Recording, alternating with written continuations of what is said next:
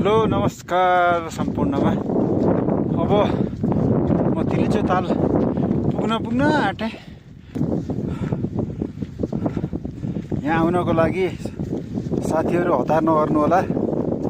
पोखरादेखि चामी आएर बस्दा हुन्छ, त्यहाँ एक्लिमेटाइज हुने। त्यसपछि खाङसार आउनु होला। खाङसारमा खाङसार स्वास्थ्य चौकी रहेको छ। केही गाह्रो साह्रो भयो भने त्यहाँ गएर अक्सिजन आफ्नो कति रहेछ हेर्न, स्याचुरेसन लेभल हेर्ने, अरू केही मेडिसिनहरू पनि त्यहाँबाट उपलब्ध हुन्छ। त्यहाँ बस्नु होला। त्यसपछि हामी तिलिचो बेस क्याम्पमा आउने हो। तिलिचो बेस क्याम्पमा पनि खाङसार स्वास्थ्य चौकीको एउटा युनिट छ। त्यहाँ पनि अक्सिजन उपलब्ध छ। केही गाह्रो भयो भने त्यहाँ पनि स्वास्थ्यकर्मी हुनुहुन्छ, हजुरहरूले भेटेर परामर्श दिन सक्नुहुन्छ। त्यसपछि तिलिचो आउने अर्को दिन बिहानै उठेर गुटुङटुङ तिलिचो आउनको लागि